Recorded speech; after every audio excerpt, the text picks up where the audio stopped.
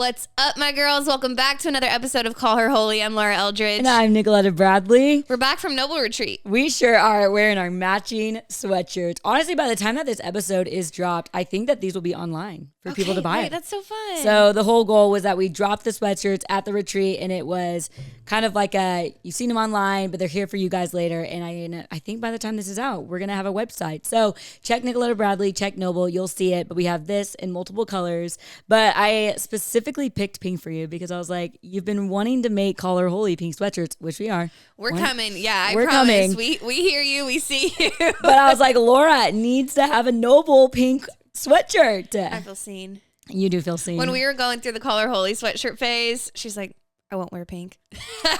I'm still slightly anti pink. You look good in pink. I do look good in Blondes pink. look good in But pink. see, and brunettes look good in pink. They do. I like this Whoa. color pink, but we were going towards the light pink. The people do want the light pink. And I don't want a light pink sweatshirt. I'm like, this baby doll. It is a little baby doll. This is like a coral. This is like a hot pink. That It's my sweatshirt favorite that color. you made for the giveaway, people were like going nuts. You know what I'm talking about? Which one? You just bought it on Etsy. Like you just made one for a giveaway. Oh, yeah. People were literally like, our DMs were flooded. Like, I need this immediately. One day. But maybe we can do like a 2-color thing, you know, where give the people the light pink if they want the light pink. And then I will get something else. And we can make some darker pink. Like or a navy. Or an Or a dark green. I actually am really big into like, not necessarily jewel tones, but like just the Pastels? No, not pastels Okay. right now. Like the deeper colors right now. Ooh. Just really What's your color palette? I don't know, but I think I'm not a spring. Okay. I think I'm in the autumn. Okay. I know dark Have you green done is one of your- my... Yeah. No, but I know I dark look green. great in green. Yeah. Dark green is I'll a good fight you. one. Pink is a good one. Just say it. I look great in. I look amazing in so many colors. I think bright colors, though. You do look good in bright But colors. you look great in bright colors, too. Okay, here's what I've learned is from feedback from the podcast. Like my friends are great with feedback. They just are like, you have to stop wearing light tan because it washes me out. Because it's like everything's the same. Like my hair, my skin, my shirt, the wall. Yeah, that's... couch. It's like, where's Laura? Marco. Like our Polo. blending in. Why do I always blend in with the background? But now we don't. Ladies, stand out. Be one of a kind. Yes, but now we look amazing. You look amazing. Look at us looking amazing in our pink. You look amazing sitting on your couch sipping your cocoa. You look amazing driving to work. Yeah, I'm like, I don't know if they're sipping cocoa on their couches. Some people post these cute pictures of watching the podcast. Oh, you know what I mean? Yes. And they're like sitting on the couch sipping cocoa. I literally had a picture in my head of one of the girls who posted watching Call Her Holy. See, I just get a Like selfie that's YouTube. like, yo, I'm watching your thing on YouTube. Yeah. I'm like, cool. Thanks, girl. So Noble Retreat was so much fun. It was so, like, when I say that every single prayer I prayed was answered, every single prayer that I prayed was Wow. answered. And I say that not in a way of, oh my gosh, like I saw this wild, crazy thing, but I think starting in June or May, I started praying really boldly, Lord, let me not be stressed out by this. Like, I'm not operational whatsoever. I'm a visionary and I can do to-do lists. Yeah. You know this. Yeah. But operations without somebody directing me is really hard. Like, there were some parts planning this retreat that I later learned that you could plug everything I was doing into a spreadsheet and it would organize it in 2 minutes. I was using a calculator, a piece of paper, and a pen, and it took me about 12 hours. And so that just, my brain just doesn't work like that. And so in June, I just tried my best to go, okay, what do I need to get done this month to this month to this month? And my big prayer was, Lord, don't steal my joy 2 weeks before. Not him, but like God's going to steal it. God, don't do this to me. But like, don't let my joy be stolen. And I had one day that I voice memoed my prayer warriors text. And I was like, I'm really overwhelmed. And that was 2 weeks before on a Monday. And I called my best friend later that afternoon. She goes, my prayer is that you just have fun. And that you're excited. And sweet. I felt no anxiety. I felt like everything fell into place. We had the best leaders. And I feel like it was seamless. Like, that's how I feel like I saw the whole weekend go. It was seamless. I just held it really loosely of like, Lord, if you want to pivot this talk, like we can pivot this talk and do something else. And Love it. saw this person fill in here. And the women that came were so helpful and selfless. And it just showed me the power of selflessness. And girls, I think the most powerful thing was so many women were like, thank you. I've been in therapy. I've been at church. and no one's talking about these topics. No one's talking about body image. And I really do want to caveat this just to make sure that listeners know this. Noble does not claim to heal you of your eating disorder. We are not an eating disorder ministry. We are a body image ministry that I struggled with an eating disorder. And all I claim to do is host fitness retreats where we talk about the biblical view of body image, exercise, and food and remind you of your true identity while also applying spiritual disciplines such as how to read your Bible, how to pray, and how to hear God's voice. But we talk so much. I mean, all we talk about is those topics. We are bringing in dietitians, we bring in counselors, we bring in testimonies around this, but I don't claim to heal you. We are not a medical profession. We are not a rehab or a outpatient facilitation. I just started this ministry because when I was going through my eating disorder, I didn't have any biblical truths to cling to. That is what we're doing. I'm applying the Bible to the deepest struggle, which is for me, body image. And what does the Bible say around food? What does the Bible say around exercise? I mean, if you've listened to this podcast, you already know all that. But I just think it's really important for me to clarify that because I'm not a medical professional, but I am a girl that loves God, loves his word. And our tagline is fitness that sets you free, AKA it's truth that sets you free. And what has transformed my life, and the reason I started this ministry is because when I saw what scripture said about my body, rather than what culture said about my body, that's what changed it for me. I love it. Great clarification. I think God is doing so many incredible things through Noble. I can't wait to even share just like a portion. I was in tears, like literally in tears with so many girls talking about how God has used Call Her Holy to change their lives. Like girls getting saved, girls making radical life changes because of like us sitting on a couch talking. Like, everyone there was because of Call Her Holy. Which was like, so encouraging. So humbled. And I have so many takeaways myself just from being there for like a little portion. But thank you for putting that together and all of that. More coming 2025. We're dropping it soon. So we're gonna have some Call Her Holy events too. We really are. We got to gather the girlies. Come on. But there really is something powerful when you just gather people in a room and create a space. But when you create a space, you create a space also for conflict. We sure do. You know what I mean? Which actually I think, well, one, we're talking about conflict today. Yeah. And I want to hear a little bit more about what you were talking about just now. We're talking about conflict today. I think a lot of times we run from conflict because we think it's bad. Like that's what's going to mess up a friendship. And what we've found to be true is that when you embrace conflict, when you lean into it, when you have the right tools and know what God says about conflict, know how to do it well, and you just take steps to do it imperfectly, relationships actually grow and are strengthened.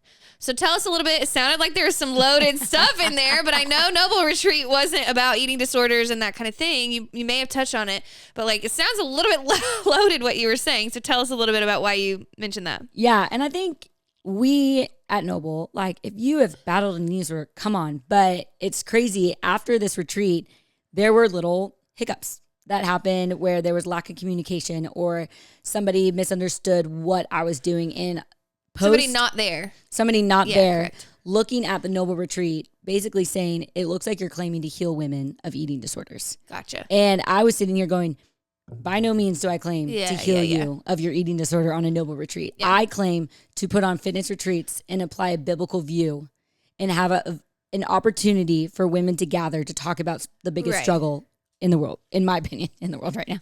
One of the biggest struggles, one of them. And then there was just miscommunication around one of the girls I hired's job.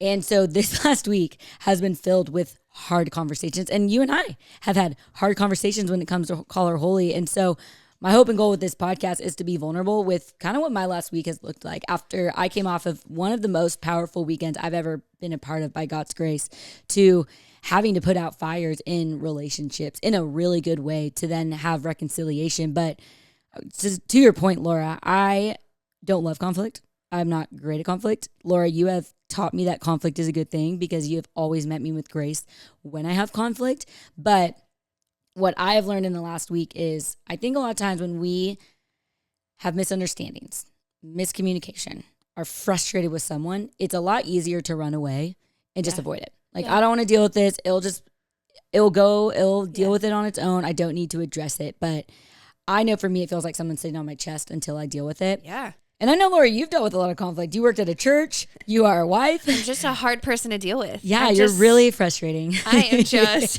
She is fighting left and right. She is a mama warrior, especially when this baby's out. Woo! No, I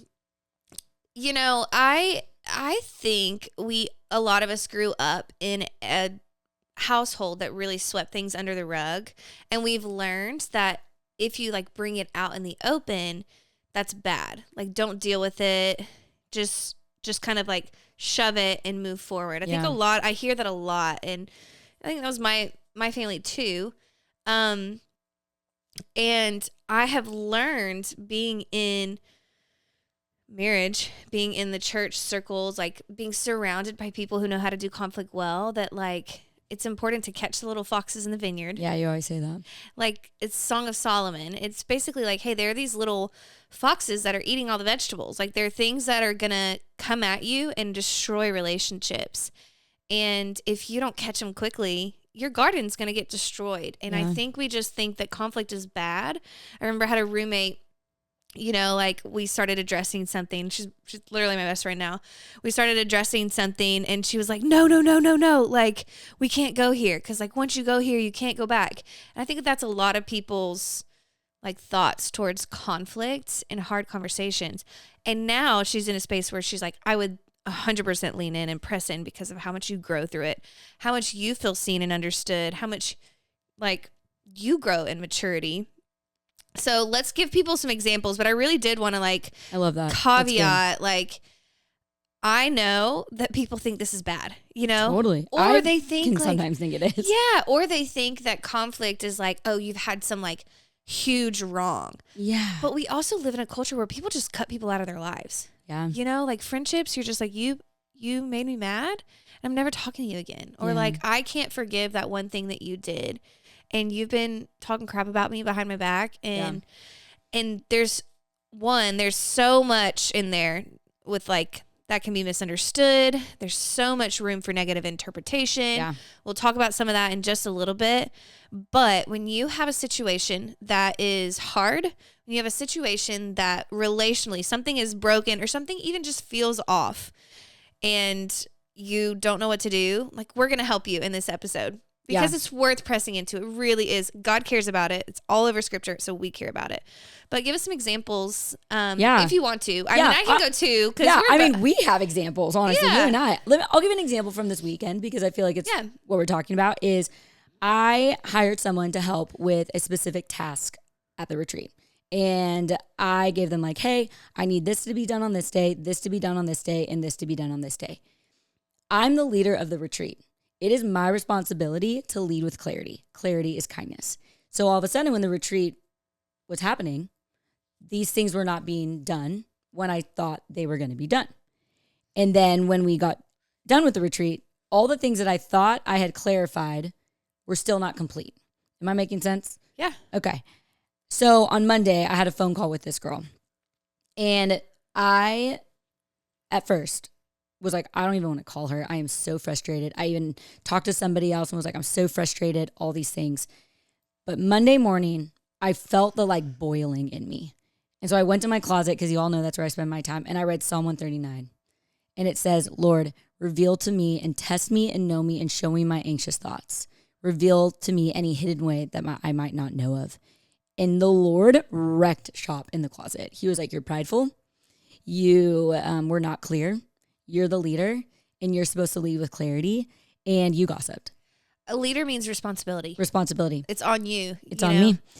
And it allowed me to sit back and go, man, it's so easy in conflict to go, you're the problem. And if you did this right, we wouldn't be in conflict. But I mean, I wrote this down. It talks about it in Matthew 7, I believe it is. First, take the log out of your eye, and then you will see clearly to take the speck out of your brother's eye. And that's what the Lord did for me in that moment. And so I think first step is you need to go to the Lord and go, God, show me where I'm wrong.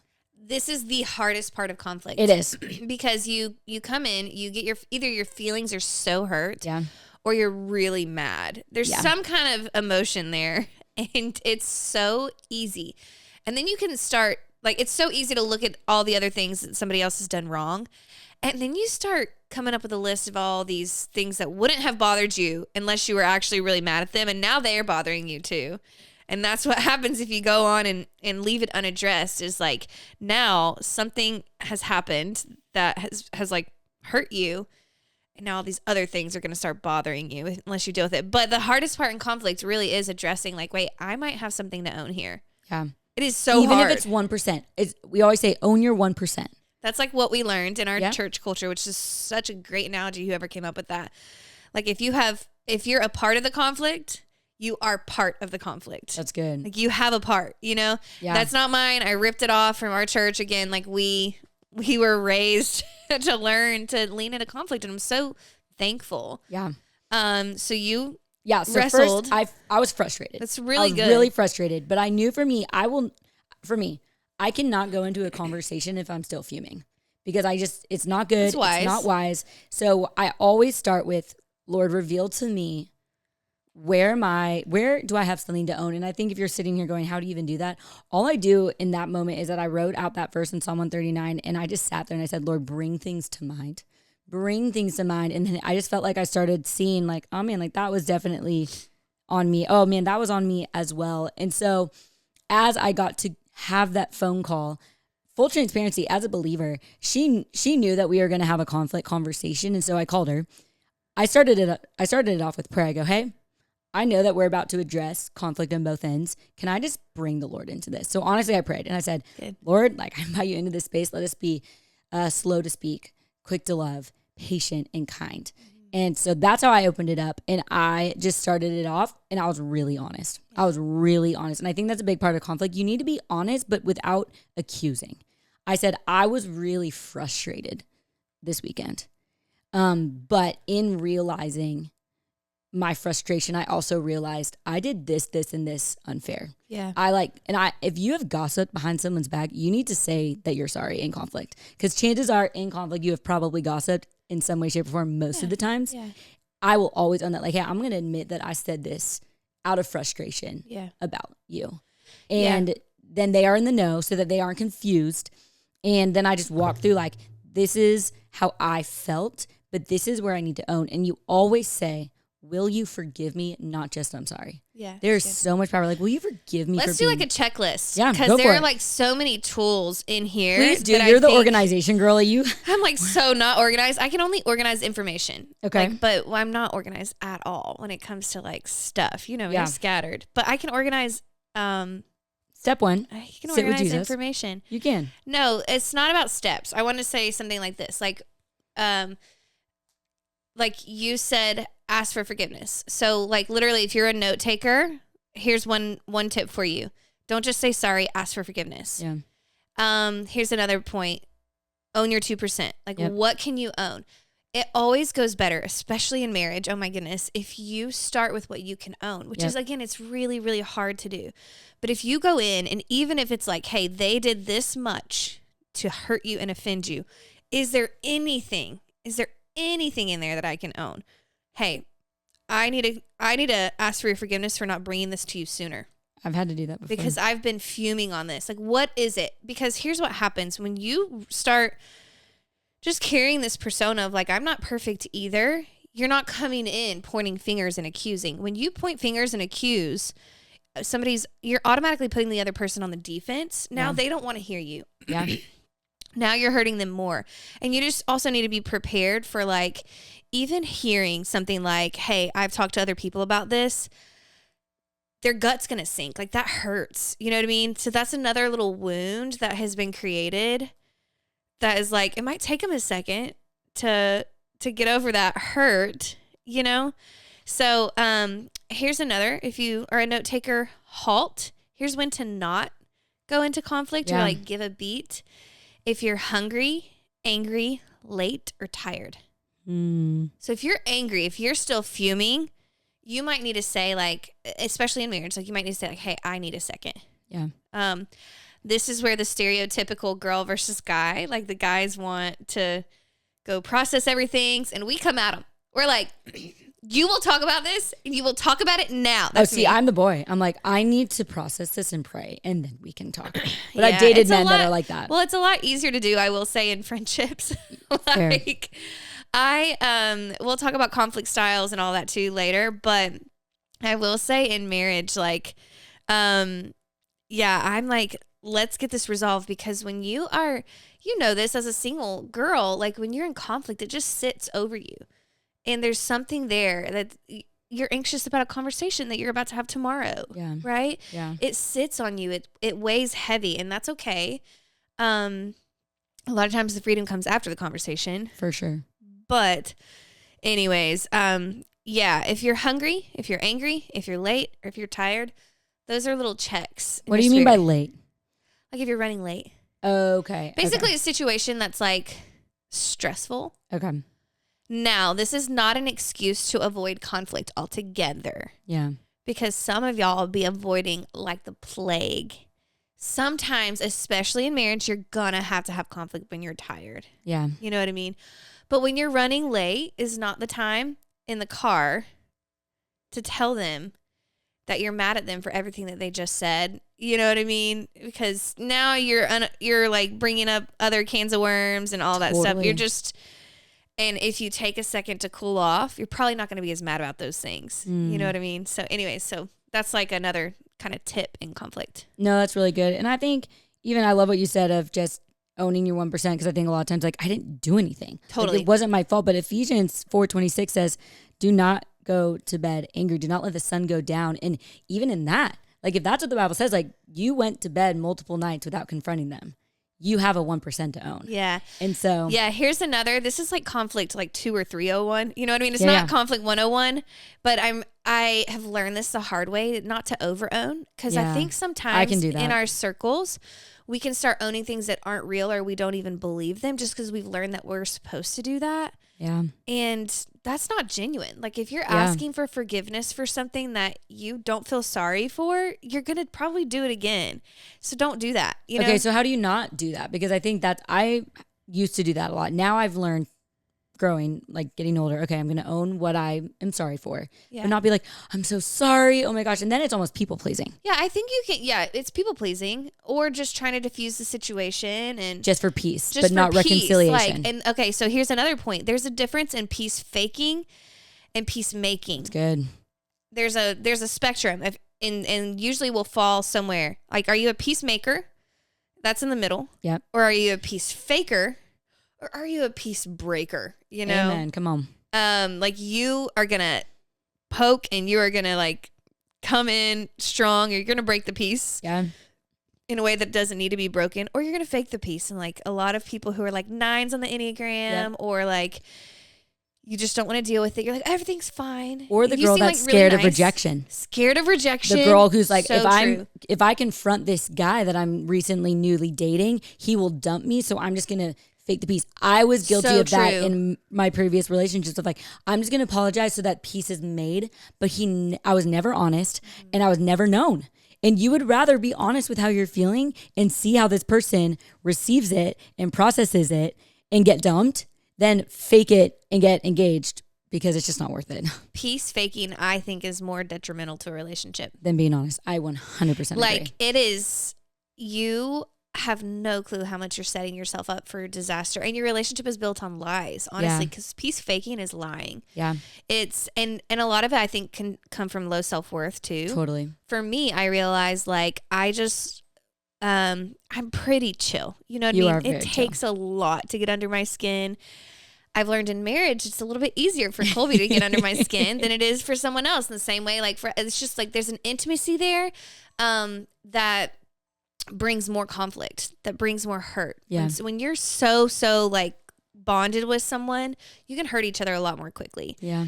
But I kind of was like I just was really chill with my friends.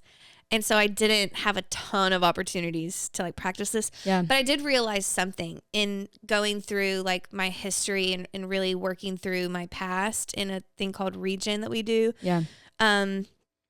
I learned that I don't actually forgive people because I don't actually acknowledge the wrong.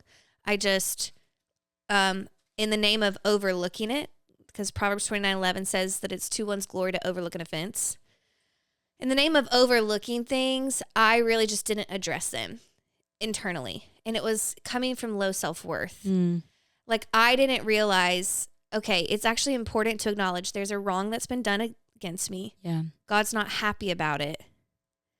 And now I can like grieve that and address it. Instead, I was just like, oh, it's fine. Almost like you can do anything you want to me. You know what I mean? And that's low self-worth. And God's not happy about that. Yeah. God's like, no, wait a second. It makes me angry when someone wrongs you, when someone hurts you, because you're my daughter, you know? And as a parent, you would never look at your daughter and be like, yeah, just do what you want to her. You know what I mean? Okay, you're a little kid. Like, you can smack her around and you get like, touch my daughter. You know what I mean? And it's like, that's a 2-year-old. You have to like calm yourself. Like, you can't go smack another 2-year-old, but like, don't you take that from her one more time. You know what I mean? Like, I will straight. Like, I'm joking. Kind of. But not really. You just get this sense of protection in you. Yeah. And I think there was in me a piece where I just like let things fly. Not because I was that chill. I was kind of, but also because I didn't know that I was worth defending, if that makes sense. Yeah. So there's something to like really addressing the wrong and acknowledging that God's not happy about that. That's like, you are actually worth defending, and you don't get to just let people treat you like that. There's a difference in turning the other cheek and being a doormat, you know? Okay. Turning the other cheek addresses like, hey, you hit me. That was wrong. Yeah. And I'm choosing to release justice to God. I'm not going to come hit you back. I'm going to say, God's got me, and he's not happy about that. And I might tell you like, hey, that hurt and that was wrong. That's different than being like, oh yeah, you can hit me. You know what I mean? You can keep hitting me.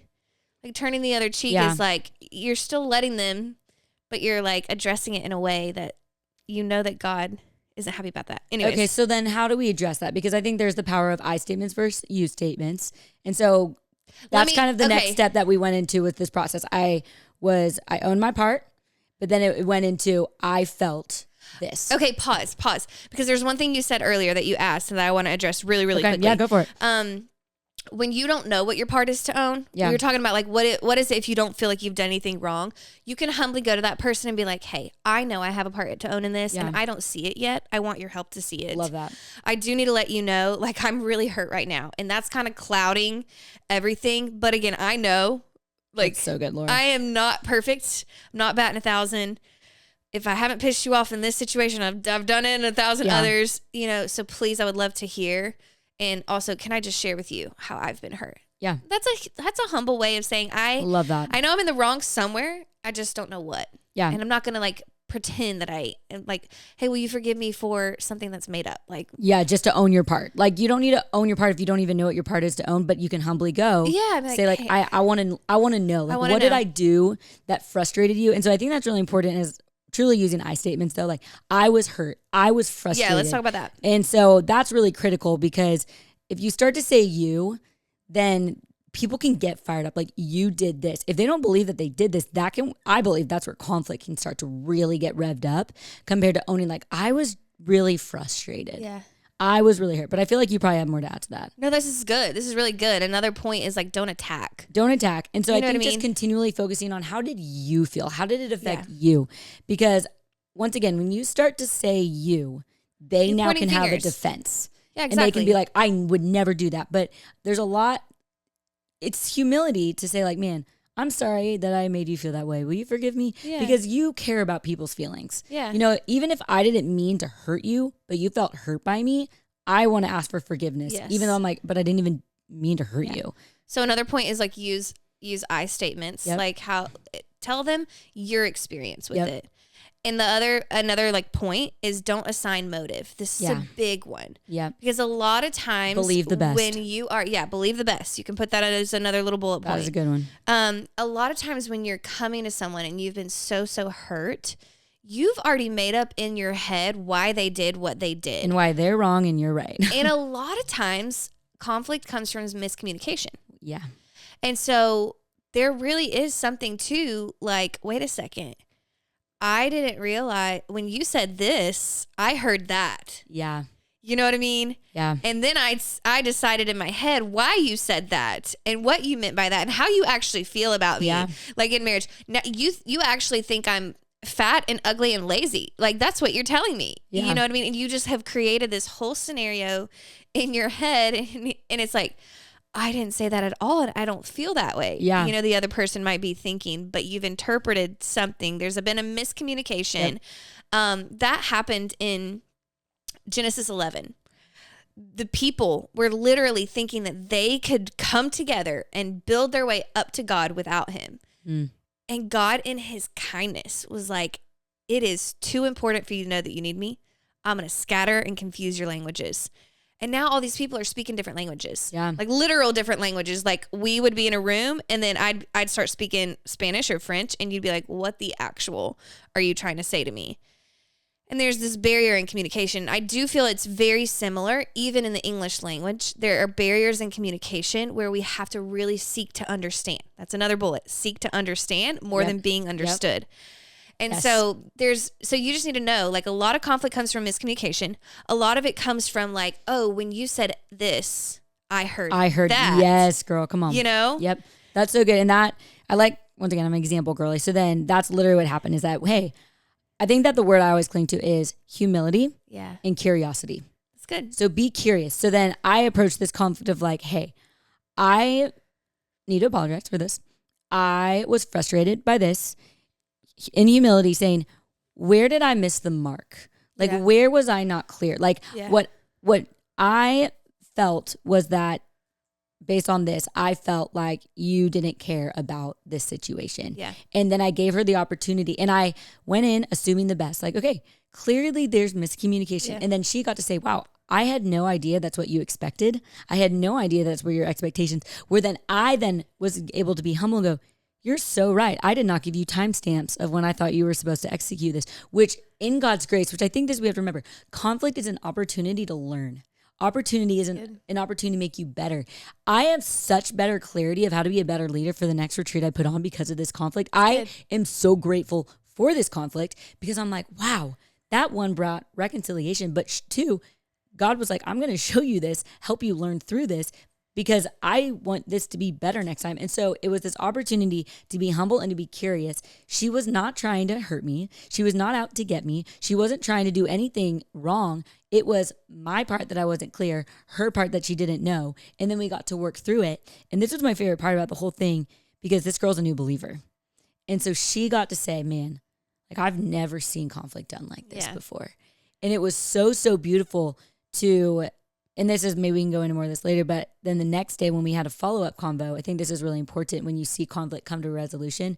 Something that I found powerful, and then you and I do all the time, is the day after going, hey, is there anything else I need to own? Yes. Is there anything else that needs clarification?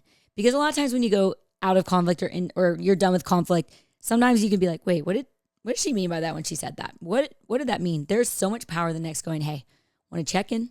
How do we feel today? Anything that I need to ask for forgiveness for? Is there anything I need to add clarity from conflict That's yesterday? good. I think leaving a conversation, giving them space, like, hey, if anything else comes up, please text me. Yeah. Please call me. Because sometimes you don't remember everything. And it's like, wait, there actually might be something more to address. Or you can say, is there any last 2%? That's, again, language that we have ripped off. Yep. But, you've had this whole long conflict conversation and you're getting somewhere. Yep. And then at the end, just giving an opportunity to say, is there anything else? Yeah. And then letting them speak. Because sometimes you can see it on their face. Yeah. There's still a little hurt there. Sometimes they don't know. And that's okay. Yeah. Give them the opportunity to come back to you. But like, hey, is there anything else? Yeah. Can I add one more thing? And then I think we should go into the styles. Yeah. That's good. And then we can land the plane. But one thing that I think is really powerful, especially if you feel like someone has accused you of something. Yeah. I think this is something that can happen, is that you were this. In addressing that conflict, something that's been really powerful that I'm learning right now, and actually is a conversation that I'm having tomorrow, which I'm a little nervous for, but trusting the Lord, is, are you telling me this out of love or are you telling me this out of fear?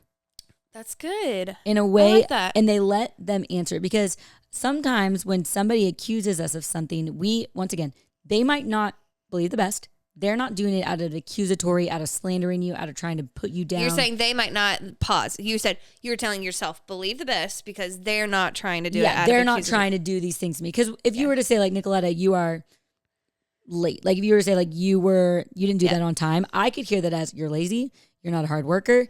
And then I could come back to you and be like, hey, did you say that out of love or fear that I wasn't going to get something done for Call Her Holy? I love that you did, like, you're choosing not to assign motive, which is, again, it's also so very hard. Sometimes with guys, too, it's like they don't even know how they feel yet. Yeah. And when you're a wife, you get to know, this is not some blanket of assigning motive. Like, I straight up know where this is coming from. Yeah. You know what I mean?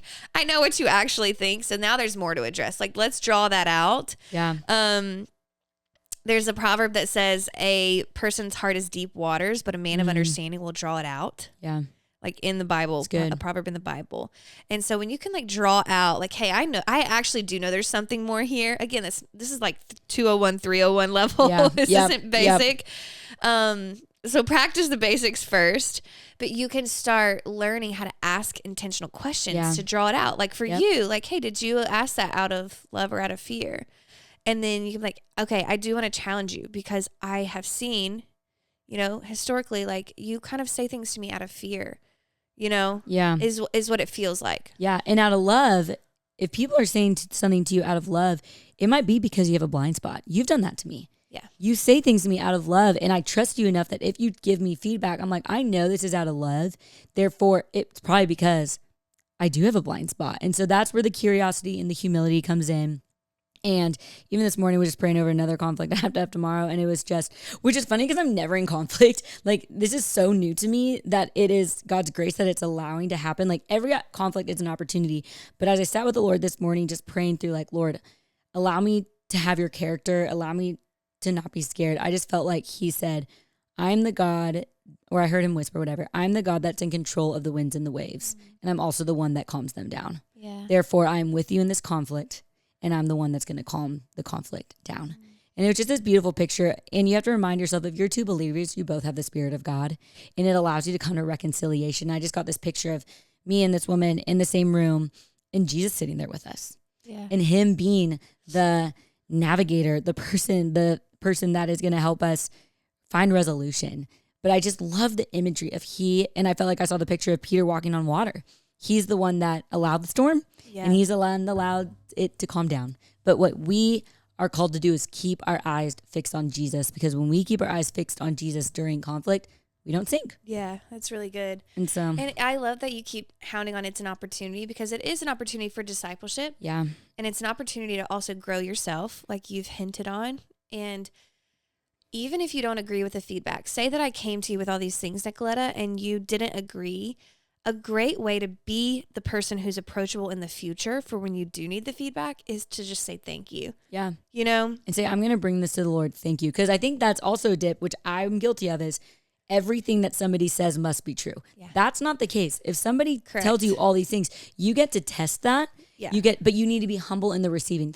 You know what? Thank you for bringing that to me. I know that was probably really scary. Yeah. I'm going to bring this to the Lord on my own time. I'm going to bring this to other people, because I've had people, gosh, I remember when I was in college, somebody said something really hurtful, and I brought that to lots of people, and they're like, hey, like, I don't think that's true of you. Yeah. And I got to say, that was her opinion.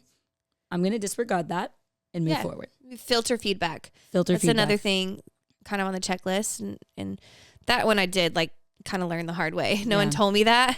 I realized, okay, you need to filter feedback. And know yourself. That takes a lot of humility and wisdom, because if you are constantly taking feedback and shoving it aside, like, all right, people might be onto something. Yeah. You need people in your corner who are going to tell you when there's spinach in your teeth. Yeah. And anyways, so don't constantly feel like actually go and process it and let them know you're going to go and process that. And knowing yourself, let's talk through the weenie. Yeah, let's talk through weenie. I want to say something really quick. Yeah. I realized something in marriage. Okay. And it's that I'm a boxer. I like to box. You do. I love to fight it out. And again, if Enneagram is helpful at all for you guys, I know some of you guys have come and said demonic roots, and This is a helpful tool. It's a helpful tool for conflict specifically. I am a 7. I want to have fun. That means I don't want to talk about the hard, but I'm also an 8. That means if you want to talk hard, let's duke it out. Let me punch you in the face, and I fully expect you to punch back. And if you don't punch back, you don't care. You know what I mean? Like, I just need, and if you're beating around the bush, it's scary. It's scary to get in conflict. For me, that's like 8s. hard with conflict. I'm like, it's so funny because in my friend group, they're like, you seem like the sweet. I seem like the sweet girl, and I'm not. I'm not the sweet girl. Like, I tell people like it is. yeah, you do. Know what Which I I mean? love about you. I'm never scared. There's another thing is like velvet brick. You know, there's a difference in going around pointing a gun at people and like telling them like, here's all the things you're doing wrong, and here's all the ways that you suck, and like having a velvet brick. Like, there's some hard truth wrapped up, but I'm going to wrap it up softly and kindly. And I'm going to deliver it to you the way that you need it to be delivered. Yeah, it's big. So knowing people, this is why I said the Enneagram is a helpful tool, because if you know that I'm an 8 and you come to me and you start beating around the bush, I'm going to be like, spit it out. Like, what is wrong with you? Like, what are you trying to say? Yep. You're really bothering me right now. And now I'm losing trust because there's something that you're not telling me. Yeah. You know, like, she needs you to just tell her, hey, I didn't like when you did that. Hey, you seem really prideful right now. And I'm gonna be like, oh, shoot. No, I'm not. Like, blah, blah, blah. You know, like, yes, you are. Okay, you're right. You know what I mean? Which is funny because you and I have the exact opposite. Yeah, it's opposite. Conflict styles. It's opposite. But like, I don't come to you, Nicoletta, and just like attack you, do I? Yeah, I don't never. punch you in the face because that wouldn't bless you. I would fall down and cry. Yeah. There is something too when you've built a lot of relational equity with somebody Totally, that you don't totally. have to be as like Tiptoey. tiptoey. Yeah.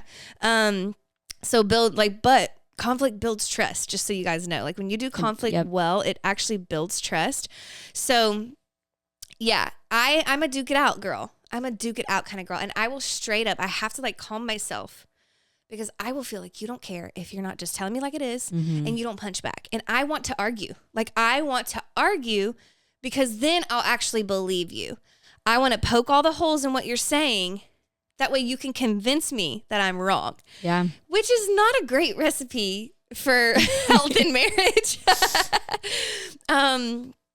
Colby and I are both escalators, which we're going to talk about now. Yeah. There are like 4 common conflict styles. And in singleness, again, like, I was not an escalator in singleness. Can you go over them before you? I'm going to go over them. In singleness, I did this differently.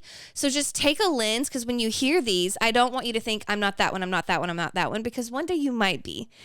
Because in a relationship, it might hit you a little bit different when you're married and living with someone than just a girlfriend. So it's weenie, W-E-N-I.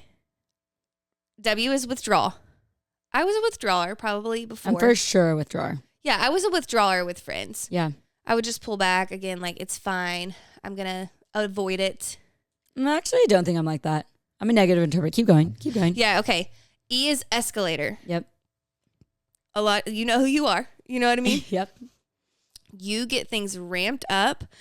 So that's me and Colby right now. We are both escalators, and we're both 8s. Like, he's an 8-wing 7. I'm a 7-wing 8. Very fun. You know what I mean? Love For all it. of our friends and community group too. No, we're a lot better now. But that means like it's very, very easy for something to go from level 0 to level 10 in the drop of a dime. And then nothing gets accomplished. So for you, for escalators, if you want to yell, you got to lower your voice. For me, it's my face. I make faces that make you look... Feel small. That make people feel small. That's a very kind way to say that. Like, I make you feel like an idiot, you know, because I'm looking at you like what you're saying is completely dumb. You know what I mean? And that's not okay. That is a form of like invalidating, which we're going to. So 3 is negative interpret.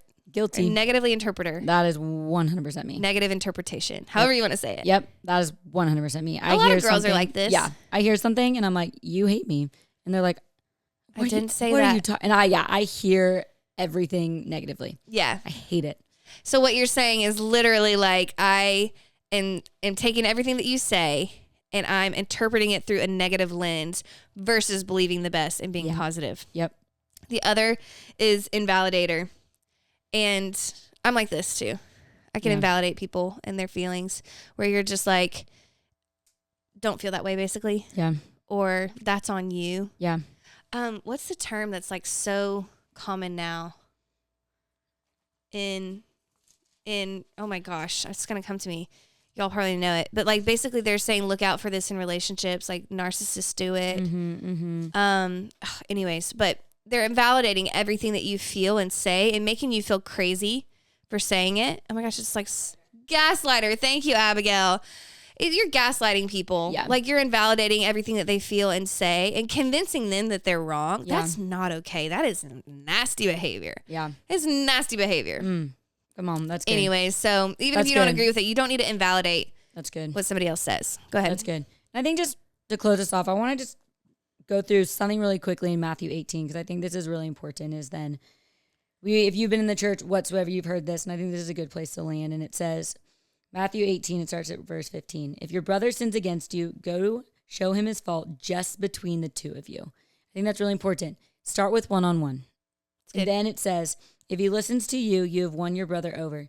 But if he will not listen to you, take one or two others along, so that every matter may be established by the testimony of 2 or 3 witnesses. If he refuses to listen to them, tell it to the church.